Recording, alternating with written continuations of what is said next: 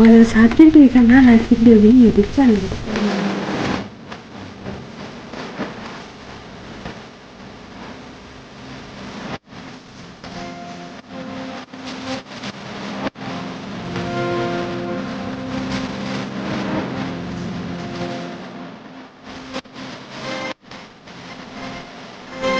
තේරුණාද මම කොහෙද ඉන්නේ කියලා? සමහරක් විට දන්නවත් ඇති, නොදන්නවත් ඇති. මෙහෙම. මම මේ යන්නේ කොහෙද කියලා ඔයාලට මම කියන්නේ නැහැ. මොකද වීඩියෝ අවසන් වෙනකම් ඔයාලා බලන්න ඕන නිසා. ඒ වගේම ඉතින් මම මේ යන්නේ බස් එකකට. හරිද? මේ බස් එකේ ඇත්තම ගියොත් තමිල් සෝං තමයි යන්නේ. තමිල් සෝං ගැන නම් ඔයාලා අනිවාර්යෙන් දන්නවා මම කොහෙද ඉන්නේ කියලා. සහ තමිල් වයිබ් එකක් ඔය හැරි තියෙනවා නම් ඉතින් මේ යාපනයේ හෝ ත්‍රිකුණාමලයේ වෙන්න ඕනේ.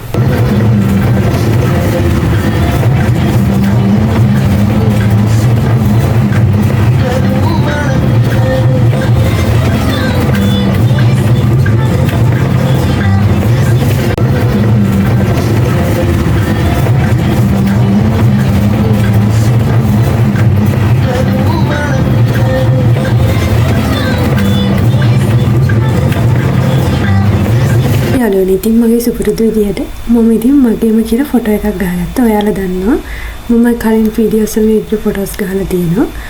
ඊට පස්සේ මම ත්‍රිකුණාමලේ ස්ටෑන්ඩ් එකට ආවා. ඇවිල්ලා පයින් තමයි ගියේ මම. එහි විශේෂත්වය තමයි හැමතැනම ඉන්න මුවෝ දකින්න. ඉතින් ඔය වගේ මුවෝ හිටියා, ලස්සනට හිටියා. ඒ කියන්නේ මාරම ලස්සනයි. හැමතැනම මුවෝ හිටියේ, ටවුන් එකේ පිරෙන්න හිටියේ. ඉතින් මෝ හැමතැනම හිටියා මාරම ලස්සනයි. ඒ කියන්නේ ඒ වගේ පොයින්ට් දකිද්දි මාර නිකන් අර සෝබාදාමේ හැඟීමක් ඇති වෙනවා. මොකෝ හැමතැනම ඉන්නේ මෝ නිසා. ඉතින් ලස්සනයි මේ මම ෆොටෝස් එහෙම ඔයාලා පේන්න දැම්මේ. ලස්සනයි ඒවා එහෙම. ඉතින් මම යන්න හදන්නේ කොහෙද කියලා දැන් ඔයාලා දන්නවත් ඇති. මම යන්නේ ගෝකර්ණ රජමහා විහාරස්ථානයට. ඉතින් මේ යන ඒ පාර තමයි පේන්න තියෙන්නේ. ඔය ලොකුවට පේන තියෙන්නේ ත්‍රිකුණාමල කොටුව. ඉතින් මම පයින් තමයි යන්නේ. කොමරි යාළුවනේ මේ දවස් ටිකේ කොහොම හරි ඔයාලා දන්නවා ලංකාවේ ආපදාවක් ඇති වෙලා තියෙනවා. ද්විත්වා සුළුනාටුව. ඔන්න ඔය ටයිම් එකේ තමයි ත්‍රිකුණාමලේ විදින්න ආවේ ගෝකර්ණ විහාරස්ථානයේ සහ නරඹන්න ආවේ. ඉතින් ඔයාලට ඉස්සරහින් ලොකු බෝඩ් එකක් පේනවා ඇති. ඒ තියෙන්නේ ගෝකර්ණ රජමහා විහාරස්ථානය. ඉතින් මම එතනට ආවා. මේ තියෙන්නේ ගෝකර්ණ රජමහා විහාරස්ථානය.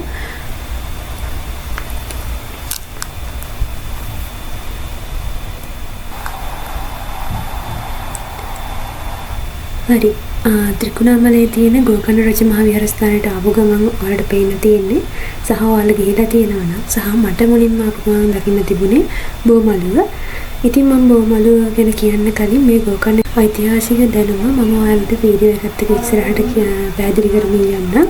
මම දන්න නොලෙජ් එක ඔයාලට දෙන්නම්. ඒ වගේම ඔයාලට මම කියනවා අනිවාර්යයෙන්ම ගෝකර්ණ රජමහා විහාරස්ථානයට ගිහිල්ලා නරඹන්න. මොකද මේ අපේ ඓතිහාසික උරුම. හරි. අපි යමු එහෙනම් වීඩියෝ එකේ ඉස්සරහට. මම දැන් යන්න හදන්නේ අපේ චෛත්‍ය ස්ථාපනය කළ තියෙන ස්ථානයට ගෝකර්ණ රජමහා විහාරස්ථානය.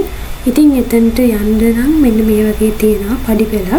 ඔන්න ඔය පඩිපෙළ නැගලා තමයි උඩට යන්න ඕනි. හරිම අර ඓතිහාසික පුදුමයක් කියලා අපිට වැටහෙනවා ඔය තැන් වලට ගියාට පස්සේ සහ මාර නිස්කලංකයි මාර දහස් ඒ වගේම ලස්සනයි. ඔය තියෙන්නේ යාළුවනේ කන්ද උඩ තමයි ඔය චෛත්‍ය හදලා තියෙන්නේ. ඒ වගේම බුදු පිළිම වහන්සේ කෙනෙක් නිර්මාණය කරලා තියෙනවා. උතනින් එහාට තියෙන මුහුද හරි ලස්සනයි පරිසරයට ගියාට පස්සේ. ඉතින් මම එතනින් නම් බලලා ඊට පස්සේ මම උඩම තට්ටු වල එක කියන්නේ උඩ තමයි ඔය කන්දක් උඩ තමයි පන්සල තියෙන්නේ. ගෝකර්ණ රජමහා විහාරස්ථානය. ඉතින් ඕකේ ඒ කියන්නේ ඒ ඓතිහාසික බෑග්ග්‍රවුන්ඩ් එක ගැන කිව්වොත් ලන්දේසීන්ගෙන් කොටු පවුරක් තුල තමයි මේ ගෝකර්ණ රජමහා විහාරස්ථානය හැදිලා තියෙන්නේ. ඒ වගේම මේකේ දේවාල කිහිපයක් තියෙනවා. තායිලන්ඩ් විහාරයක් විදිහට චෛත්‍ය හදලා තියෙනවා. ඒ වගේම සමන් දේවාලය, ගණ්ඩාර ස්තූපය, ඒ වගේ දේවල් වලට දකින්න තියෙනවා. ඒ වගේම මේකේ ඓතිහාසික කතාව කිව්වොත් පෘතුගීසීන්, ලන්දේසීන්, ඉංග්‍රීසීන්ගෙන් තමයි මේ බලකොටුව මුල්ම කාලේ තිබිලා තියෙන්නේ. ඊට පස්සේ විදේශිකයන් විසින් මේ බලකොටුව, ඒ කියන්නේ එහෙම නැත්නම් ගෝකර්ණ රජ මහා විහාරස්ථානය අරගෙන තියෙනවා. ඊට පස්සේ අපි අගය කරන්න ඕනේ අපේ හමුදා නිලධාරීන් විසින්, එහෙම නැත්නම් ආමිකයයි විසින් මේක අයත් කරගෙන තිනවා. ඒ නිසා තමයි අපේ ශ්‍රී ලංකාවට උරුමයක් විදිහට ගෝකර්ණ රජ මහා විහාරස්ථානය හඳුන්වලා තියෙන්නේ. ඉතින් ඔයාලා දැක්කෝ තියෙන පිළිමයක් එහා පැත්තේ. ඒ කියන්නේ ඔය දැන් වීඩියෝ ටිකකට කලින් ඔයාලා දකින්න ඇති. ඒ පිළිම ගැන ගත්තොත් තායිලන්තයේ තියෙනවා ආර්යවත්තියක් කියලා පන්සලක්.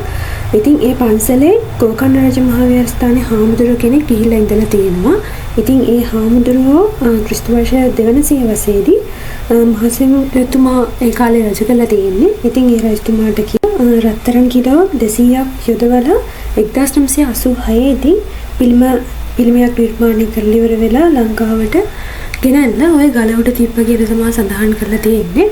ඒ වගේම මේ වගේ දේවල් අහන්න දකින්න ලැබෙද්දි පුදුම සතුටක් හිතට එන්නේ. මොකද ලාංකික බව දැනෙනවා මේ වගේ ඓතිහාසික ස්ථාන වදින්න ගියාම සහ දකින්න ලැබුණාට පස්සේ. ඔය තියෙන්නේ පිළිම වහන්සේ කෙනෙක්. ඔයාලට කියන්න මගේ ජීවිතේ පළවෙනි වතාවට මේ වගේ ලොකු පිළිමයක් මම දැක්කේ. ඉතින් ළඟට ගියාට පස්සේ හරි කියන්නේ මෙහෙම ගිහිල්ලා පළවෙනි සැරේට තුමා වන්දනාමාන කරේ.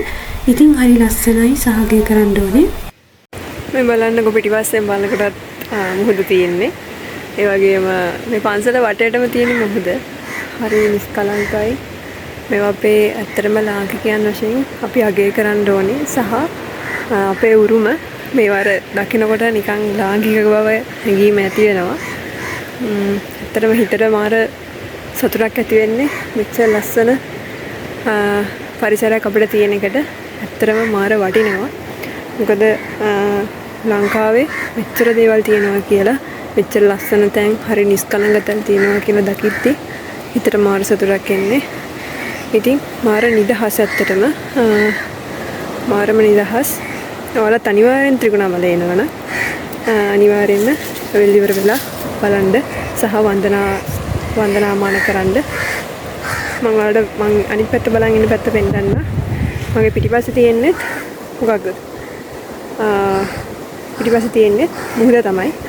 ඉතින් මේ ත්‍රිකුණාමල තියෙන මුහුද ලංකාවේ හැම පැත්තටම ගියාම මුහුද එක වගේ වුණාට ඒ තියෙන බෑග්ග්‍රවුන්ඩ් එකත් එක්ක මුහුද වෙනස් වෙනවා. ඉතින් මේ මුහුද නෙවෙයි මාතර තියෙන බීච් එක පැත්තේ තියෙන්නේ. මේ ත්‍රිකුණාමලේ බීච් එකේ හරිය තියෙන මුහුද. ඉතින් එහෙම තමයි මගෙන් ඉදිරියේ හිටියේ බුදුරජාණන් වහන්සේගේ පිළිමයක්. ඉතින් එහෙම තමයි. දැන් මම යන්න හදන්නේ පන්සලේ බොමලුව තියෙන හරියට. අපි ඒ හරියේදී ඉතිරි වීඩියෝ ටික බලමු. එහෙනම් වීඩියෝත් එක්ක රැඳී සිටින්න. ඉතින් මම ඔය උඩ ඉඳගෙන ආයෙ ඉතින් වීඩියෝ කරා. මොකද හරි ලස්සනයි පරිසරය. ඉතින් ඔයාලා වගේම මමත් ෆොටෝ එකක් ගත්තා. එහෙම නැත්නම් සෙල්ෆි එකක් ගත්තා. ඔයාලා දන්නවනේ දැන් මම ගැන. මම ගියාට පස්සේ වීඩියෝ ගන්නවා, සෙල්ෆි ගහනවා. ඉතින් මම එතනදිත් වීඩියෝස් කළේලා මමත් එක ෆොටෝ එකක් ගහගත්තා. ඉතින් ඔය තියෙන්නේ කොළ පාට පේන්නේ. මම උඩ ඉඳගෙන, ඒ කියන්නේ එහෙම නැත්නම් අර පන්සලේ ඉඳන් වීඩියෝ කරපු වීඩියෝස් ටික. හරි ලස්සනයි බෑග්ග්‍රවුන්ඩ් එක. ඉතින් ආයෙමත් සැරයක් මම සෙල්ෆි ගහන්න පටන් ගත්තා. ඔයාලත් ඒ වගේද? ඔයාලත් යන තැන ෆොටෝස් ගන්නවද? මට කමෙන්ට් එකක් දාන්න. ඔයාලත් ඒ වගේද?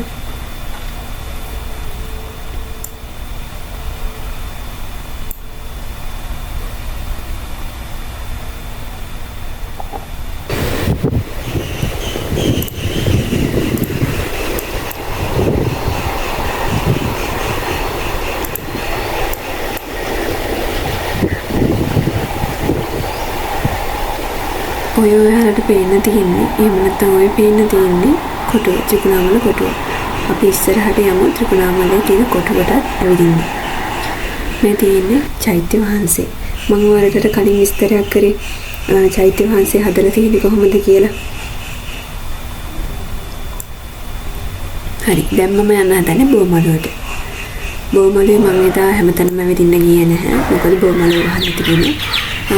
ඉතින් ඒ වගේම ගොඩක් සෙනඟ හිටියෙත් නැහැ. මම ඒ නිසා බොමලුව වැඩි ඇවිදින්න ගියේ නැහැ.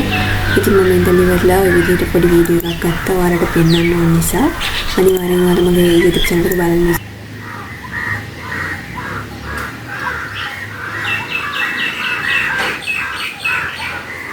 හරි යාළුවනේ මේ තියෙන්නේ ගෝකර්ණ රජමහා විහාරේ. ත්‍රිකුණාමලයට ආවොතින් අනිවාර්යෙන් වැද පුදා ගන්න ඕනි පන්සලක්. ඉතින් මේ ඊට පස්සේ ඉතින් මම ගෙදර යන්න තමයි ලෑස්ති වුණේ. ඉතින් ඔය විදිහට තමයි මම ගෝකර්ණ රජමහා විහාරස්ථානයේ වැද පුදාගත්ත සානරබන්න ගියේ. ඉතින් ඊට පස්සේ මම ගෙදර යන්න ගියා. එහෙනම් අපි ඊළඟ